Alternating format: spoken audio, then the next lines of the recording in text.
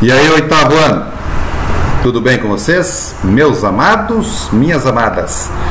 Hoje a gente vai falar então, para finalizar, a conjuração baiana. A gente falou sobre a conjuração mineira.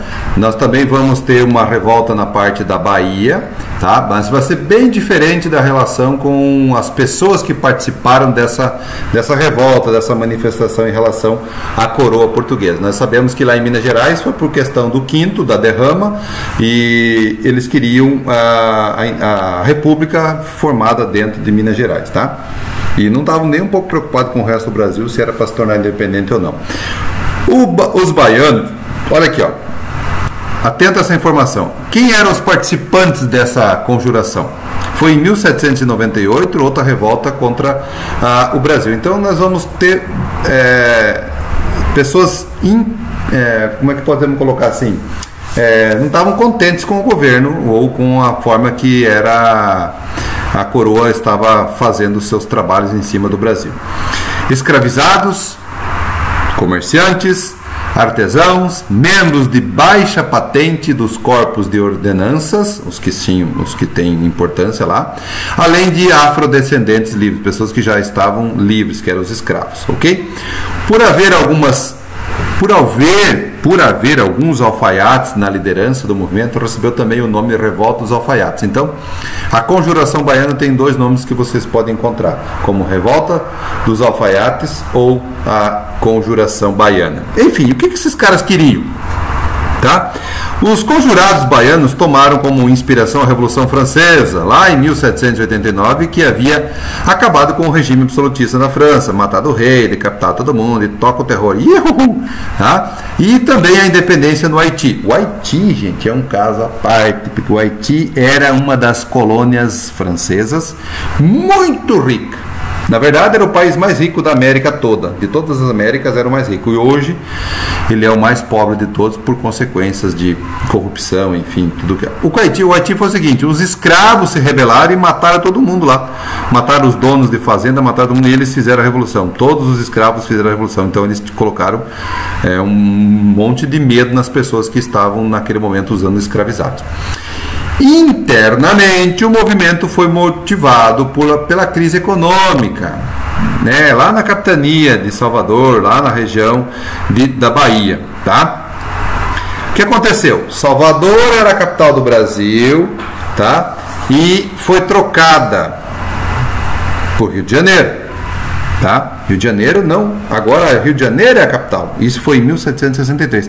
Tanto é que vocês vão estudar depois à frente, que o primeiro lugar que Dom João VI chega no Brasil não vai ser no Rio de Janeiro, vai ser em Salvador, para dar vão apaziguar as pessoas. Ficou uma semana lá, eu acho que um mês nessa parte do Brasil. Alguns relatos da história contam que os barcos da comitiva se perdeu, enfim, chegou no Rio de Janeiro não, chegou em Salvador.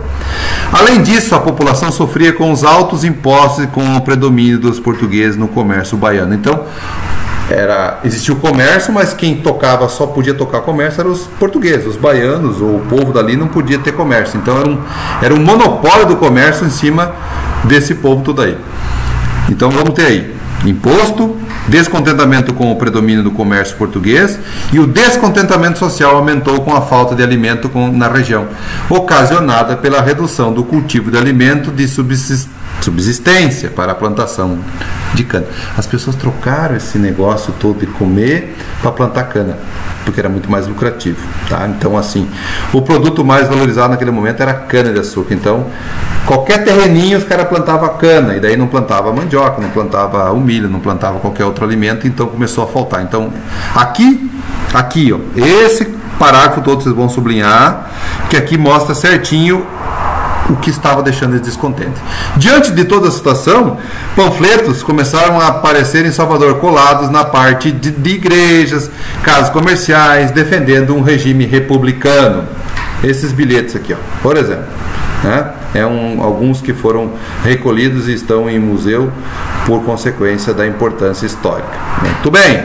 Os panfletos se valiam de uma linguagem fácil e direta para o povão, para aquele povão que não tinha muito estudo.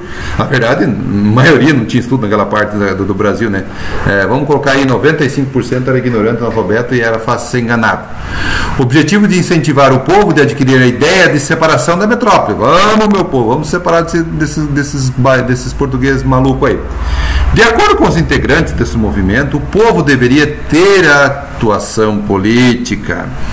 Um dos diferenciais desse movimento foi a reivindicação da libertação dos escravizados.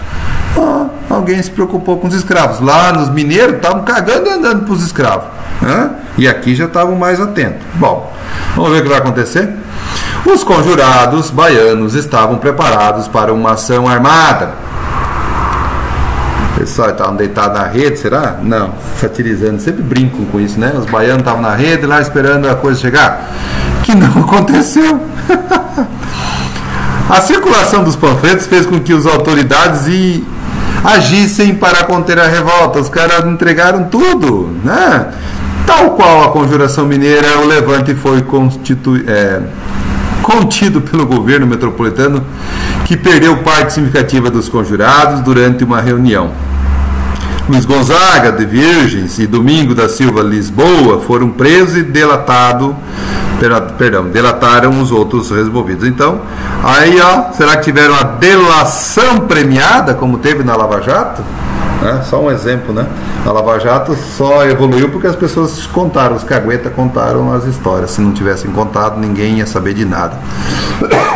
Perdão. Os indivíduos considerados líderes do movimento, todos afrodescendentes, sobrou para quem, né? Foram condenados à morte por enforcamento em novembro de 1799. Alguns membros provenientes da classe mais altas tiveram penas mais brandas, como a prisão.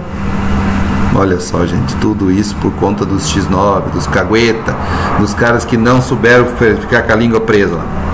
Bom, cotidiano, você estudou que os panfletos eram um dos meios de garantir a propagação das ideias entre as pessoas.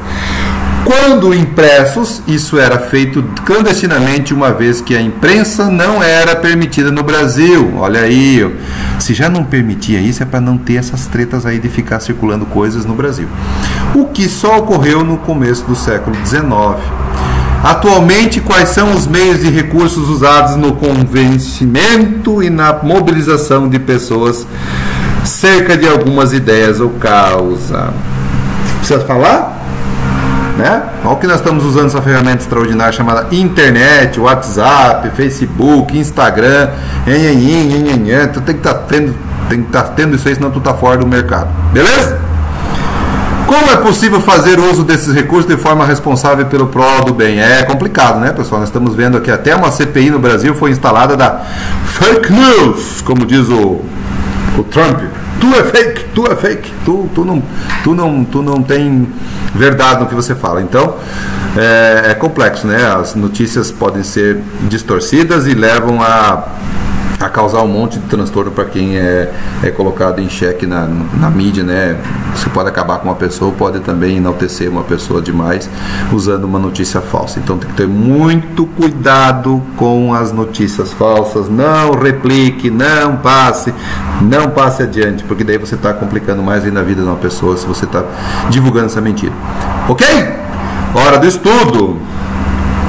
O que ocorreu na Bahia em 1798, ao contrário de outras situações dos contestados políticos, de contestações políticas na América Portuguesa, é que o projeto que lhe era subjacente não tocou somente nas condições ou no instrumento de integração subordinada das colônias do Império Luso. Dessa feita, ao contrário do que se deu em Minas Gerais, a sedição avançou sobre suas decorrências. Professor, o que significa tudo isso que o senhor está falando aí? Essa perguntinha caiu no Enem, tá? Olha o que vocês estão fazendo aí, sétimo ano. Estão respondendo pergunta do Enem. Vocês são craque. Vocês são o ó do Borogodó, meus amiguinhos. Então, assim, a diferença entre a sedição abordadas no texto encontrava-se na pretensão de quê? Eliminar a hierarquia militar? Nem a pau, não estavam falando isso nunca. Abolir a escravidão africana? Quem que estava querendo? Não eram os baianos abolir a escravidão africana? Ou anular o domínio metropolitano? Ou suprimir a propriedade fundiária? Ou extinguir o absolutismo monárquico? A resposta é a letra B, abolir a escravidão africana, tá? Esse era o objetivo dos baianos. Nesse capítulo você estudou as relações entre iluminismo e os dois movimentos que ocorreram no Brasil, a Conjuração Mineira e a Conjuração Baiana, ou Revolta dos Alfaiates. Sobre esse conteúdo, complete as cruzadinhas a seguir. Ai, que coisa mais fácil. Aí, ó, aí a cruzadinha. Vocês adoram cruzadinha, né, meus amigos? Pergunta: os iluministas acreditavam no uso da razão. Quem é os iluministas? Os filósofos. Os filósofos, você vai colocar aqui, tá? Letra B.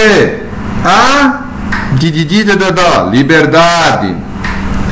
C. Os filósofos iluministas eram contrários aos governos. Que governos? Absolutistas. Letra D. O contato de colono com os ideais iluministas e seu poder deu por meio de estudo de filhos e famílias elite coloniais nas metrópoles. Os filhos estudavam lá, se tornavam médicos, engenheiros e advogados, as 3 grandes profissões. As revoltas coloniais brasileiras no final do século XVIII diferenciavam-se dos movimentos anteriores, porque visavam ao rompimento definitivo com a coroa portuguesa. Ninguém queria ser só amiguinho dos portugueses, não, queria romper. Um dos motivos de iniciar a Conjuração Baiana também foi uma produção de gêneros alimentícios. Letra G. Entre as reivindicações da Conjuração Mineira estava a proclamação de uma república. Tá? Letra H. O membro da Conjuração Mineira mais severamente punido pelas autoridades foi o Tiradentes, o Alfaiate, o Alferes. E, diferentemente da Conjuração Mineira, em que a maioria dos envolvidos pertencia à elite, a Conjuração Baiana foi realizada por humildes. Olha que palavrinha legal, os humildes. E a Conjuração Mineira foi chamada de Inconfidência Mineira, Conjuração Mineira, Conjuração Baiana, Revolta dos Alfaiates. Olha, tem 4 nomes aí circulando sempre pelas nossas cabeças.